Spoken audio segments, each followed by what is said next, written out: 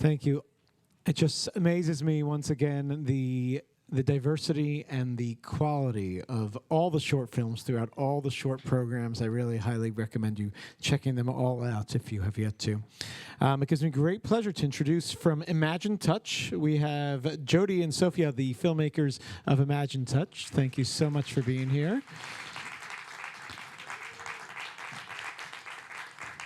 And of course, from Soul Signs, we have Kevin and Brandon, the filmmakers of that film as well.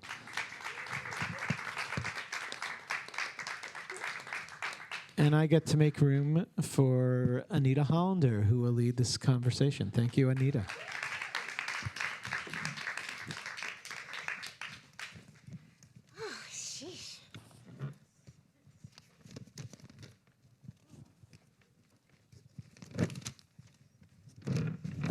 Hi. So, hello. So all of these three short films included art, created and performed by artists with sensory disabilities. Our panel represents two of the three films. Imagine Touch is a collaboration of two impressive filmmakers who both identify as disabled artists, while Soul Signs, opera, is a collaboration of deaf and non-deaf artists. I think we can learn a lot of best practices from both of these collaborations. So Jodee and Sofya, first of all, can you talk a bit about what you learned? I know a lot was said during the film, but it's so good to see you in person. I just realized. A lot older.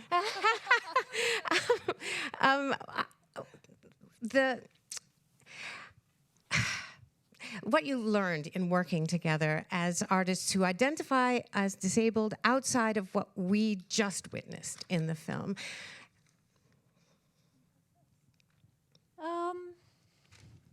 I think I'm speaking for myself. I'm deaf, but I was born into a hearing family, and I joined the deaf community when I was 13, 14, when I found other deaf people and learned sign language. I think Jodee and I have a kinship because Jodee's coda, I'm deaf, and I think Jodee asked me to join the production after it had already started, and I think it was a natural collaboration because we both knew the deaf community intimately, and Jodee knew the deaf-blind community. I think there weren't learnings as such in that I've always been a big believer that disability stories should be led by disabled creatives. And I think between the two of us, we were just able to apply our experience, our passion, and our really deep knowledge of the community to bring this story to life on screen. And I think that's why people have responded so well to it. Jodee. When I started making this project, I didn't have a disability. I acquired a disability about 3 years ago. So for me, I am a coder, but now have a lived experience of being being disabled myself, which has put a whole nother lens on it that I had even before I was, just seeing it through as a coder.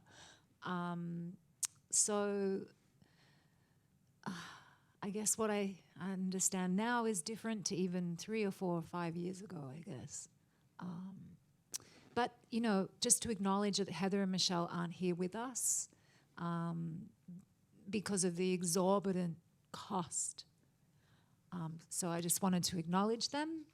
We did take them to London. They came with us, but it's been really difficult to try and do that again. So just wanted to pass that on, and we are talking every day and letting them know who we're meeting. So I guess it's that thing of I'm traveling, but they're not. I'm here with a disability, but they're not. And that's something Yes. I'm always learning as well, what that means. And that privilege of the disability you have too, and the people who still miss out. Well said. I just was overwhelmed by the huge amount of knowledge and the way that the accommodations that you were making, but with so many different ranges of disability. It was very interesting to see the many different aspects of communication that had to happen all at once. I sort of likened it to being in Russia when everybody was speaking a different language and there were different sign languages, German and French. And so to watch what you just did, it was quite an accomplishment. And also, I'm sorry Heather and Michelle couldn't be either. Please give them our regards, because we really enjoyed watching them. And I want to get over to Kevin and Brandon. Hello. Hi. Hi. So you were dealing with a genre people often consider something for hearing people, opera. And as two, now I believe you are two non-deaf directors, is that correct? Correct. Just want to make sure I know what I'm talking about. Can you talk about your collaboration with deaf performers as well as deaf artistic sign language directors, and how you all came together with 6 different directors? Sure. Nice to see everybody, and so honored to be here with the two of you. So wonderful. I want to acknowledge James Daniel, who directed Champion, the first one, and Kim Whitener and Jecca Berry, who produced the whole series with us. And this series is sort of a fusion of our worlds. Brandon and I are life partners and creative partners. We have a company called Up Until Now Collective, and I come from the opera world. I've directed opera and theater my whole career, and Brandon comes from the disability world, growing up in a deaf household and working so deeply with the deaf and disability community. And this series kind of fused both of our worlds. We worked with singers and amazing directors of artistic sign language. Dickie Hartz and Monique Holt are not here tonight, but they're the 2 stars of the 2 films alongside Brandon. And the other actors are also deaf and breaking the waves. And it was an extraordinary experience. We were just interested in how do you turn, for instance, German opera into queer American Sign Language, and that's what we did during the pandemic. What can I say? Yeah, that's a good segue, my love. So I'm Brandon. Nice to see all of your faces here. Like Kevin said, so my grandparents are deaf. I was born into this house where there were 2 deaf parents and 4 codas, and I was like the littlest coda, but then also a grandchild of deaf adults. So Goda, if you would like, but also a coda, and also like a part of this world, you know what I mean? So it's fascinating. As you can see, I'm talking with my hands using SimCom. This is how I grew up, and it's really interesting to have the complex nature of the disability community and the deaf community and deaf-blind community and all of the different communities that work together to live and make life together. And it's also really interesting to make art together. And that's what I love to do as an artist. So my favorite part of these 3 films, you know, the first one, I mean, my favorite of all of them, I think, is Breaking the Waves. Everyone in that film is deaf, and it was so fascinating to work behind the camera, you know, and see what Momo wanted, what she wanted to express. And the pace of the music, I was there, like, behind the camera, kind of conducting in a way, but she decided whether or not she wanted to follow me. And I'm like, yes, exactly. Like, this is where the music is. Here are the signs. And she looked and she waited and just made her decisions for herself. And it was like 2 trains doing this. And it's like people who know the sign language are like, oh, I understand. And they get it before someone who doesn't know. And it's fun. I really enjoy it. That's why that one's my favorite. But the other one with Papageno, that was a lot of fun too, because we worked with Dickie as the original Dazzle, but then brought in Andrew Morrill as the second Dazzle. And our three brains that know sign language from a native perspective made that. And it couldn't have been that without all three of us, you know? So I think one huge thing that we at Up Until Now Collective do is we work together to make sure every artist has their own voice and they have the opportunity to express their own voice and have it and enjoy it, because the world is better with it, you know? I'll stop there. Brandon, I think you just answered the question I was about to ask. Here's the thing. In the disability community, what we talk about is, and I'm thankful to have Christine Bruno here and Lawrence Carter-Long in the same room all together, all three of us, as strong advocates for performers with disabilities. And what we talk about is when we can level the playing field, that disabled artists can play roles that have nothing to do with disabilities, and the other way around, that is it possible to work it out? So in this movie, you were showing us, in a way, what I was talking about. If the playing field is leveled, then anyone could be playing anything, if you know what I'm saying. But there's a lot of disagreement and discussion about that. And so I was going to ask you about your role in advocating for leveling the playing field, but I think you may have just answered that. Is there any more you wanted to say about advocating for that? I would just add that in the magic flute scene in the bar, all of the extras some of the extras were deaf, some were hearing. The two singers that recorded the original recording of Papageno and Papagena, one was a countertenor, by the way, talk about queering the canon. They were all playing extras together. They weren't playing hearing or deaf people in that. And actually, they were all playing hearing people, because the metaphor of deafness and queerness in that video. And so suddenly we have a room full of deaf folks and hearing folks all pretending that they don't know sign language, which is sort of a flip of it, right? And they're all hanging out together, and we're directing a room full of people with our incredible interpreters, and suddenly they're all speaking the same language on the dance floor. Yeah, I have just two things to say about your question. So one is kind of about who can play who, right? In that original story, Terrence Blanchard is the composer in Champion. And so the boxer himself is not originally deaf. He's a hearing gay boxer, and he's black. But we added sign language. And I had two deaf people work with me on my translation of what I believed it to be, and then worked with their perspective and took, like Momo did, accepted or didn't, the art of the sign language. And that was that, right? But we added sign language so we could express it. It wasn't in the original story.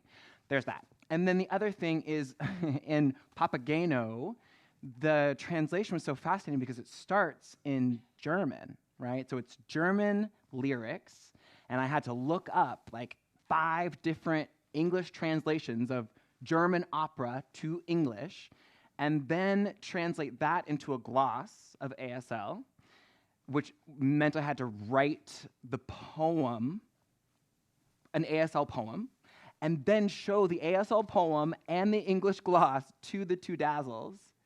And then we came up with all of that together. And that's art. That's art. It's not interpreting. It is artistic expression. And that, I hope, answers your question. Yes, thank you, Brandon. And I think that sort of brings it back to all of us here, because you had to use so many different types of communication while one person's over here, the other person's on the other side, and there's all levels of communication that so many people are doing so much at the same exact time. And it's all translation, but it's not, but it's art that you all four were making. And along those lines, I wanted to know if there were any plans for a future productions, because I know you said this was not the end, this is a beginning, but you also worried about what happens next. And I wanted to ask you guys the same question. To do this show, you need 20 people. For me to bring all the cast back together is $200,000 just to do the rehearsals. To fly it for the whole live show, you're talking $200,000 to get everyone there, which is impossible. So the Barbican version was an installation version. So we only flew over Heather and Michelle and 3 of us and 2 interpreters. And then we used all local deaf and deafblind people in the city that we were in. And that worked. But still, for the Barbican, we still had to crowdfund $50,000 just to get Heather and Michelle over there and their interpreters. There was no contribution for access. By the time we did this, we'd raised nearly $1 million. That's a lot of work, and I had a mental breakdown after that, and I don't think I can do it again unless people come to the table and put the money on the table, then we'll do it. But to raise all that money, all of that funding, philanthropy from Australia Council, State Council, local council, after 10 years. So this is why we had cameras on it from day one, because I knew to make theatre with deafblind people is a lot of work, money, expertise, art. You've got thousands and thousands of hours of tactile sign language. You think of the cost of that, right? So cameras day one, and I knew that the film would go on, and then we could talk about why is it not happening anymore. That's great. We actually, yeah. And it's heartbreaking. We actually had 100 of hours of footage, and we got a grant and we were going to make a short film, and we could have tried for a feature version of this, and strictly speaking, a feature will travel further than a short film will, but because we only had a limited amount of fund, and because it was the 2 of us, at the beginning we tried to get a credible producer on board, and we did for a time. But toward the end of that collaboration with her, she kind of turned around and said, you know what, I can't make the film with you 2. A deaf director, and, you've never made a film before. I want to bring on a director of mine, and I'm going to bring on my writer. They're all hearing people. And, I've been nominated 4 times for an AFI award, which is the equivalent of an Academy Award for my previous work. And at that point, when she turned around and said that to us, even with Jodee, years of work on this program that was already a proven success, at that point we just thought we're going to have to do this on our own, because the producer that we thought was going to take this far was actually trying to get us off our own project. So I think there is material for a feature, and perhaps we can do that, but I think it's perfect the way it is. It says everything. It's got all of the complexity. It's got, Jodee's heart. It's got the heart of, you absolutely get to know Heather and Michelle. So I think it's an evergreen short film that should be able to travel and tell the true story of who these people are. I agree with you. I hope to see that you work on whatever you work in the future on out beyond this film. I would love to see what you come up with, because your future, I think, is very bright and very much needed in the world. So you guys, what's next for you guys? We are having some exciting conversations with opera companies around the country about some ideas involving sign language and opera singers and our communities coming together, and hopefully we'll have more to share about that soon. Folks, I know there's a lot more to discuss here and so much more to say, but unfortunately we have another movie starting in this room right now.